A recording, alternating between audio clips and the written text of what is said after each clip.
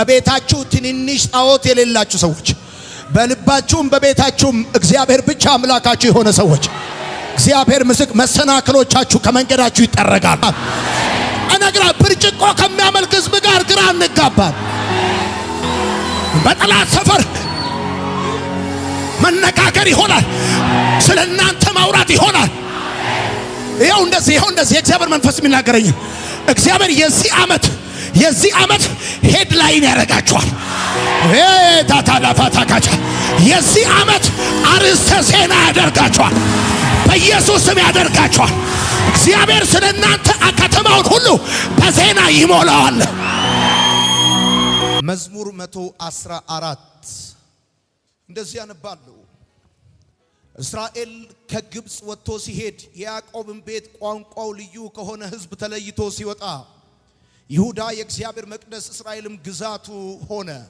ባህር አየች ሸሸችም፣ ዮርዳኖስም ወደ ኋላ ተመለሰ። ተራሮች እንደ አውራ በግ ኮረብቶችም እንደ ጠቦት ዘለሉ። አንቺ ባህር የሸሸሽው አንቺም ዮርዳኖስ ያፈገፈግሽው ለምንድን ነው? አንቺም እናንተ ተራሮች እንደ አውራ በግ ኮረብቶችም እንደ ጠቦት ለምን ዘለላችሁ? ምድር ሆይ በጌታ ፊት በያዕቆብ አምላክ ፊት ተንቀጥቀጪ።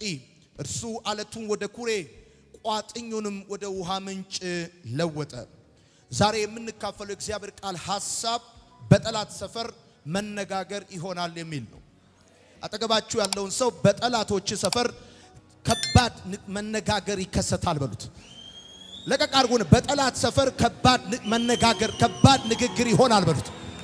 በዚህ ዓመት ጠላቶች ይደበላለቃሉ፣ ይደነጋገራሉ። ስላንተ በማውራት ቢዚ ይሆናሉ በለውና አሜን በል። የነገርኳችሁ የምልክታችን ሐሳብ እንደዚህ ነው። በጠላት ሰፈር መነጋገር ይሆናል። ስለናንተ መነጋገር ይሆናል። ክብር ለጌታ ይሁን። በጣም ብዙ ሰዎች በህይወታቸው ድልን ይናፍቃሉ። አንዳንዶች ደግሞ በሰዎች ህይወት ላይ ድልን ሲመለከቱ ይቀናሉ።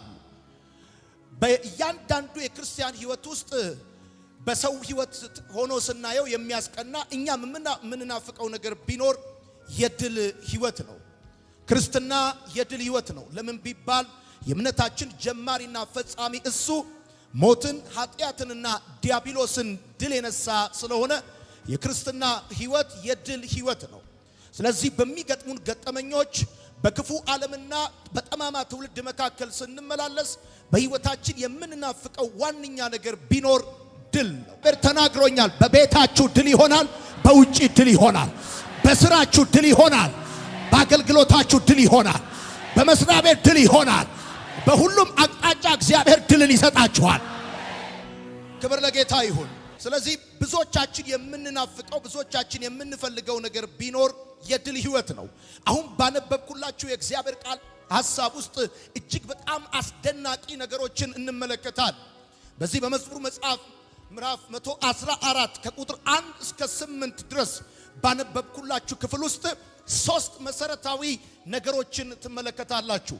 ሶስት ነገሮችን ነው እዚህ ውስጥ የምታዩት። የመጀመሪያው የምታዩት ነገር ወደ ተስፋው ምድር እየገሰገሰ እየሄደ ያለ ህዝብን ታያላችሁ። ሁለተኛው ደግሞ እየገሰገሰ ባለው ፊት አላሳልፍም ብሎ የቆሙ መሰናክሎችን ትመለከታላችሁ።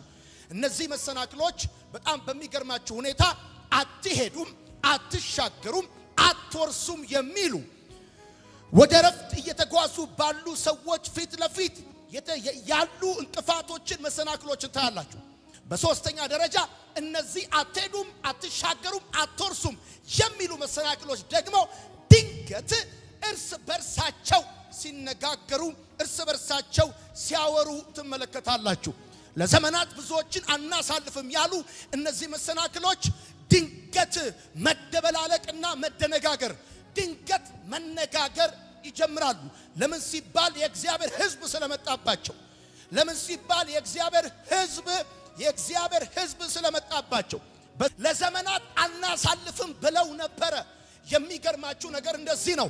ተራሮች እየተጠራረጉ፣ ኮረብቶች እየተነቃቀሉ፣ ባህሮች እየተከፋፈሉ በኪዳኑ ሕዝብ በዚህ እየገሰገሰ ባለው ሕዝብ ፊት ሸሹ፣ ሮጡ፣ እግሬ አውጪኝ ብለው ሄዱ። እንደዚህ ነው። አትሄዱም፣ አትሻገሩም፣ አትወርሱም የሚሏችሁ መሰናክሎቻችሁ በጌታ በኢየሱስ ስም እየተነቃቀሉ ይጠረጋሉ። እየተነቃቀሉ ይጠረጋሉ። ተራሮች ይጠረጋሉ። ኮረብቶች ይነቃቀላሉ። ባህሮች ይከፋፈታሉ።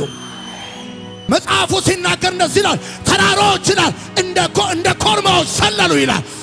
እግሬ አውጪኝ ብለው መሸሽ ጀመሩ። እነግራችኋለሁ በዚህ ዓመት የሸሻችኋቸውን ነገሮች ዞረው እናንተን መሸሽ ይጀምራሉ። ያስፈሯችሁ ነገሮች እናንተን መሸሽ ይጀምራሉ። ከፊታችሁ እየዘለሉ መጠረግ ይጀምራሉ። ተራራው እግሬ አውጣኝ ብሎ ኮረብታውም እየዘለለ ሸሹ። ከዛስ በሏ ከዛ የሆነው ነገር እንደዚህ ነው። ከሸሹ በኋላ ሶስተኛ የምትመለከቱት ድንገት እርስ በርሳቸው መነጋገር ጀመሩ። ቦታ ይዘው አይደለም የተነጋገሩት፣ ቦታ ለቀው ነው የተነጋገሩት። የሰማኝ ሰው ካል ቦታ ይዘው አይደለም የተነጋገሩት፣ መንገድ ዘግተው አይደለም የተነጋገሩት። መንገድ ለቀው እስከ በኢየሱስም ዛሬ ጸለይኩላችሁ። መንገዳችሁ ለቀው በኢየሱስም ይሄዳሉ። አንዳንዱ ችግር፣ አንዳንዱ ጥያቄ፣ አንዳንዱ ተራራ፣ አንዳንዱ ቋጥኝ፣ አንዳንዱ ኮረብታ መንገድ ዘግቶ ያወራል፣ መንገድ ዘግቶ ይነጋገራል። ዛሬ ግን ነግራቸዋለሁ በኢየሱስ ስም መንገድ ለቀው ስፍራ ለቀው የናንተ የሆነው ቦታ ይለቀቃል። ተይዞ የነበረው ቦታ ይለቀቃል። አታታ ዳፋታ በኢየሱስ ስም ይለቀቃል። የአገልግሎት ቦታችሁ ይለቀቃል። የሥራ ቦታችሁ ይለቀቃል። የትምህርት ቦታችሁ ይለቀቃል። የክብር ቦታችሁ ይለቀቃል። ከዛስ እንደዚህ ነው የሚሆነው። ማታ ካቻት እንደዚህ ይሆናል። ስፍራ ለቀቁና መነጋገር ጀመሩ። ይገርማቸዋል። መነጋገር ሲጀምሩ እነዚህ መሰናክሎች ናቸው የሚነጋገሩት። መነጋገር ሲጀምሩ እንደዚህ አሉ። አንቺ ባህር ምን ሆነሽ ነው የሸሸሽ?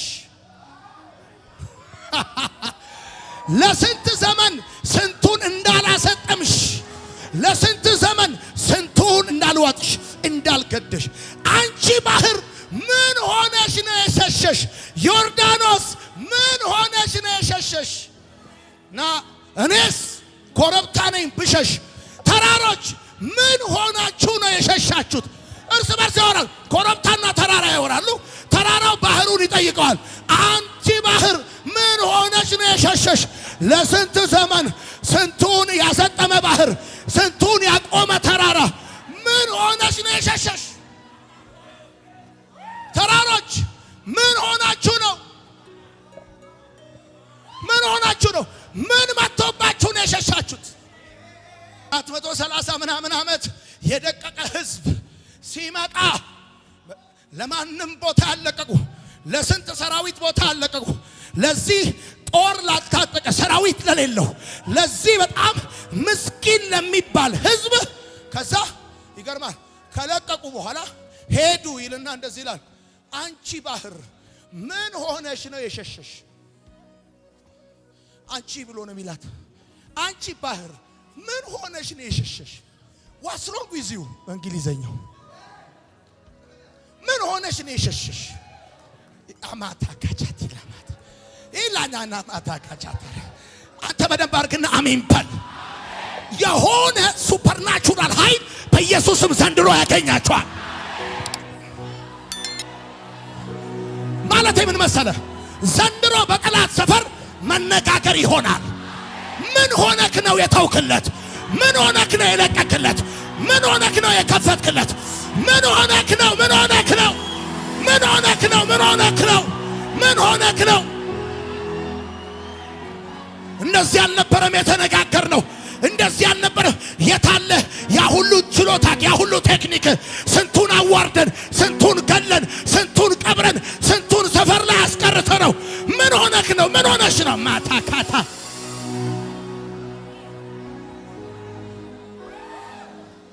ይኸው በጠላታችሁ ሰፈር ስለናንተ መነጋገር ሲነጋገሩ ሰማለሁ። ጆሮዬ ተከፍቶ ሰማለሁ።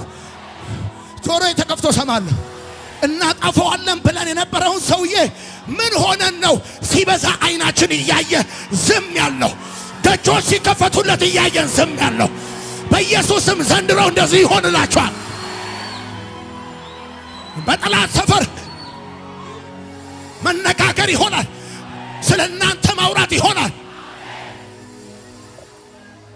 ይኸው እንደዚህ የእግዚአብሔር መንፈስ የሚናገረኝ እግዚአብሔር የዚህ ዓመት ሄድላይን ያደርጋችኋል።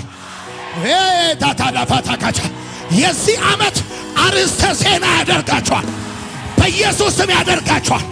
እግዚአብሔር ስለ እናንተ ከተማውን ሁሉ በዜና ይሞላዋል።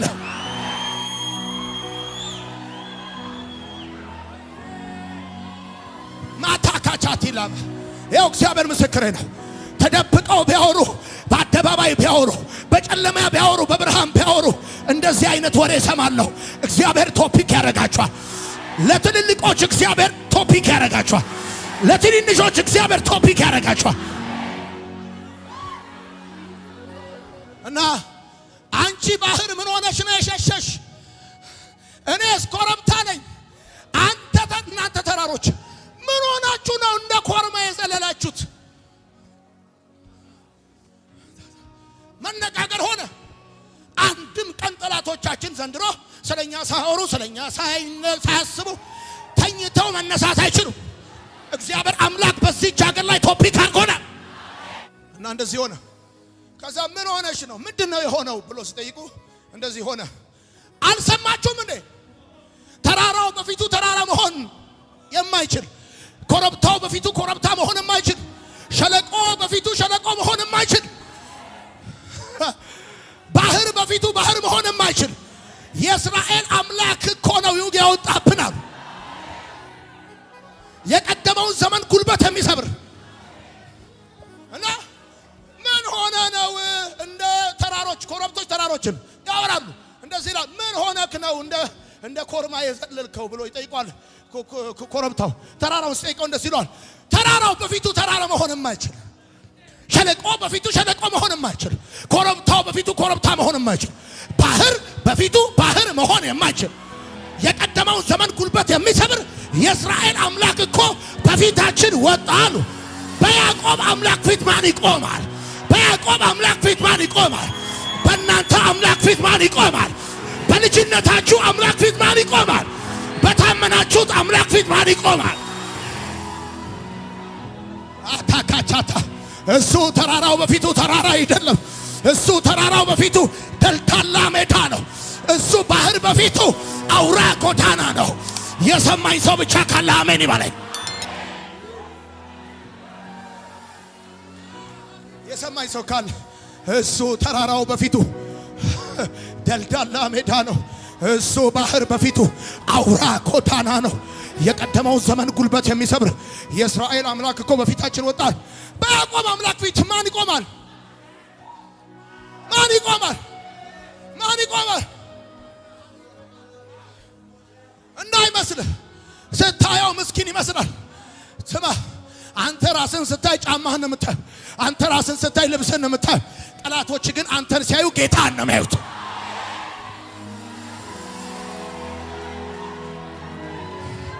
እንዲህ እንደምታየው ምስኪን እንዳይመስልህ። አለባበሱን አይተ ምስኪን እንዳይመስልህ። አኗኗሩን አይተ ምስኪን እንዳይመስልህ። በእግሩ ሲወጣ በእግሩ ሲገባ ሲምፕል ሆኖ ሲንቀሳቀስ ምስኪን እንዳይመስልህ። የቀደመውን ዘመን ጉልበት የሚሰብር የያዕቆብ አምላክ እግዚአብሔር ከፊታችን ወጣ። አታውቁም እንዴ? የማን አምላክ እንደሆነ አታውቁም እንዴ? አንብቡት። የያዕቆብ አምላክ የማን አምላክ? አስገቡ፣ ስማችሁን አስገቡ፣ ስማችሁን አስገቡ። በያዕቆብ አምላክ ፊት ማን ይቆማል? በዘመራችሁለት ጌታ ፊት፣ በአታታካታ ባመናችሁት አምላክ ፊት ማን ይቆማል? ስለዚህ እንደዚህ ይሆናል። ተራሮቻችሁ እግሬ አውጭኝ እያሉ እየዘለሉ ይሄዳሉ። በደም ጩሁና አሜን በል።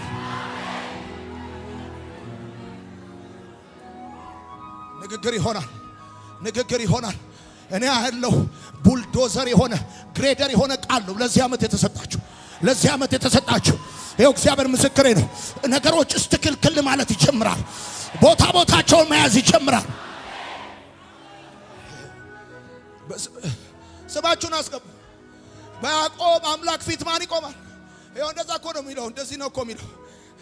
እናንተ ተራሮች እንዳውራ በኮረብቶችም እንደ ጠቦቶች ለምን ዘለላችሁ? ምድር ሆይ በጌታ ፊት በያዕቆብ አምላክ ፊት ተንቀጥቀጪ። እቴ በያዕቆብ አምላክ ፊት ማን ይቆማል? አንተ ማን ይቆማል? የትኛው ባለስልጣን ይቆማል? አንተ የትኛው ባለ ሀብት ይቆማል? የትኛው ጉልበተኛ ይቆማል? ይኸው እግዚአብሔር ምስክሬ ነው። ከናንተ ችሎታና ዕውቀት የተነሳ ሳይሆን ከአምላካችሁ የተነሳ ተራሮች እንደ ሰም የሚቀልጡበት ዓመት ይሆናል። በደም ጩኹና አሜን በሉ።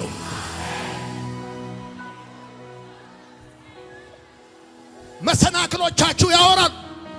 ተግዳሮቶቻችሁ ያወራል። በጠላት ሰፈር መነጋገር ይሆናል። ስለናንተ ምን ብለው የሚያወሩ ይመስላችኋል? ምን ይሄ አንዱን ተራራ ነው እንደምትለው? ይሄ አንዱን ባህር ነው እንደምትለው? ምድር በፊቱ ተንቀጠቀጠች እኮ ነው። ምን አንዱ ከሌላ ጋር እኮ ነው። ባህር ከኮረብታ ጋር፣ ኮረብታ ከተራራ ጋር ያወራሉ እንዴ? አንዱ ተራራ ትላለህ፣ አንዱ ኮረብታ ትላለህ እንዴ? ምድር በፊቱ ተንቀጠቀጠች። አንተ ስለ አንዱ ትከረማለህ እንዴ? ስለ ሁለቱ ትከረማለህ እንዴ? መላው ምድር ሼክ እያደረገች ነው።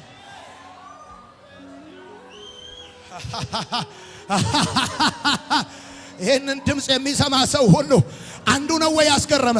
አሁን የደረስክበት ደረጃ ነው እንደ ያስገረመ? አሁን የሆነልህ ነገር ነው እንደ ያስገረመ? አረ ዝም በል አንተ እባክህ። ከአምላክ የተነሳ ሌሎች ነገሮች እጅ መስጠት ይጀምራሉ።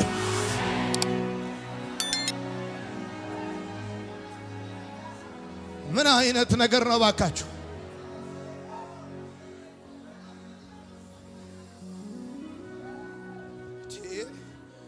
ድንጋዩን ውሃ ጭንጫውን ምንጭ የሚያደርግ አምላክ መጣብን። ጫማውን አይተ እንዳትሸወድ፣ ልብሱን አይተ እንዳትሸወድ፣ መልኩን አይተ እንዳትሸወድ። አብሮት የወጣ የያዕቆብ አምላክ የያዕቆብ አምላክ ከባህር ጉልበት ይልቅ ይበልጣል። ከተራራ ጉልበት ሁሉ ይበልጣል። ከኮረብታው ጉልበት ሁሉ ይልቅ ይበልጣል። ተራራው ብዙ ዘመን ብዙዎችን አቁሟል። ባህሩን ብዙ ዘመን ብዙዎችን አስጥሟል። አሁን ግን የመጣው የተራራው ጌታ ነው። አሁን ግን የመጣው ባህሩን ካለመኖር ወደ መኖር ያመጣ እግዚአብሔር ነው የመጣው። እነዚህ ሰዎች እንዴት በተራሮች ላይ ድል አገኙ? ይህ ህዝብ እንዴት በኮረብታዎች ላይ ድል አገኘ? ይህ ህዝብ እንዴት ተራሮችን የሚያነጋግር ፕሬዘንስ መጣበት? እቺን ቃል ያዙልኝ። ተራሮችን የሚያነጋግር ፕሬዘንስ እዚህ ህዝብ ላይ ነበር። እርስ በርሳቸው ተነጋገሩ። ኮረብቶች ተነጋገሩ። ተራሮች ተነጋገሩ። ባህር ተነጋገረ። ምን ሆነ ነው የሸሸ ብለው ተነጋገሩ። እነዚህ ሰዎች ላይ ተራሮችን እርስ በርሳቸው የሚያነጋግር ፕሬዘንስ። ይሄው ባረኳችሁ። ጌታም ዘንድሮ በመንፈስ ቅዱስ ጢም የምትሉበት ህልውና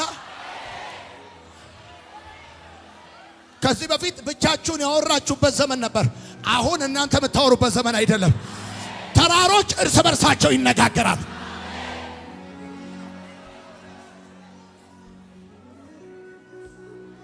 ይነጋገራሉ።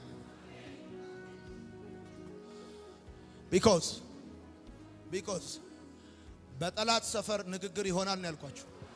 ዘንድሮ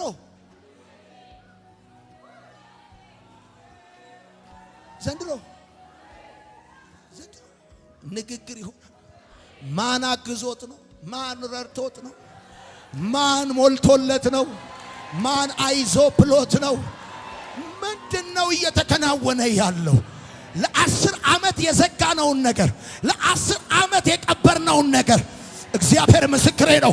በሚቀጥሉ ወራቶች በኢየሱስ ስም እየተከፈቱ እጃችሁ ይገባሉ። ያው እግዚአብሔር ምስክር። ለዘመዶቻችሁ ለዘራችሁ አልያዝ ያሉ ነገሮች ለእናንተ መያዝ ይጀምራሉ። በደም ጩኹና አሜን ባሉ። ሄድላይን ላይ እናንተ ነው የምትወሩት። ማታካቻት በቃ አንዳንድ ጊዜ አይታል። አሁን ሰሞኑን የእንግሊዟ ንግስት ስትሞት ቢቢሲንም ከፈተው እሷ ነች። ያም ስከፈተው እሷ ነች። ያም ስከፈተው እሷ ነች። ሆኖም ስትከፍታቸው እሷ ነች። ይኸው እግዚአብሔር ምስክሬ ነው። እግዚአብሔር አምላክ በየመስሪያ ቤቱ በየአካባቢው በኢየሱስም እናንተን ርዕሰ ጉዳይ ያደርጋቸዋል። አንተ ረገጥ አድርግና አሜን በል።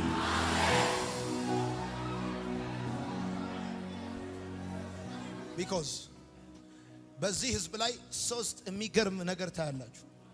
የመጀመሪያው ይህ ህዝብ ለአምላኩ ተለይቶ የወጣ ህዝብ ነው። ቁጥር 1 ከግብፅ ወጣ ይላል።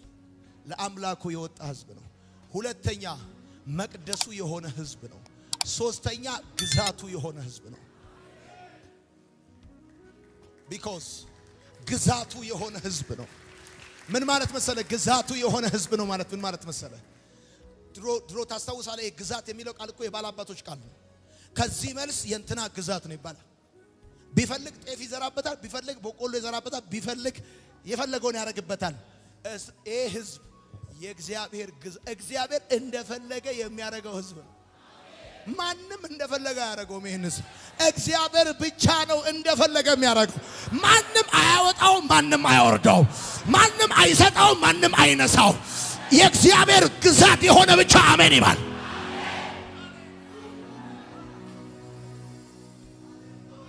እስራኤልም መቅደሱ በሆነ ጊዜ ነው።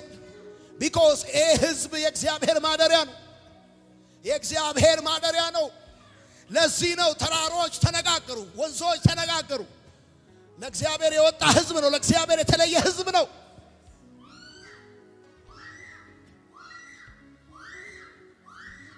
እግዚአብሔር ምስክር። ሰው የእግዚአብሔር ማደሪያ ሆኖ የእግዚአብሔር መቅደስ ሆኖ የእግዚአብሔር ግዛት ሆኖ በቤታችሁ ትንንሽ ጣዖት የሌላችሁ ሰዎች፣ በልባችሁም በቤታችሁም እግዚአብሔር ብቻ አምላካችሁ የሆነ ሰዎች እግዚአብሔር ምስክ መሰናክሎቻችሁ ከመንገዳችሁ ይጠረጋል። ይጠረጋል። ይወልሴ ብርጭቆ ከሚያመልክ ህዝብ ጋር ግራ አንጋባም። እነግራ ብርጭቆ ከሚያመልክ ህዝብ ጋር ግራ አንጋባም።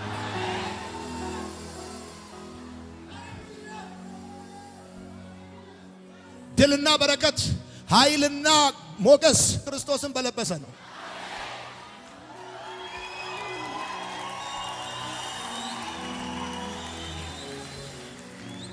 ልበሱት የተባለው ኢየሱስን ለብሰናል። ኢየሱስን ይውልሲ እግዚአብሔር ምስክሬ ነው።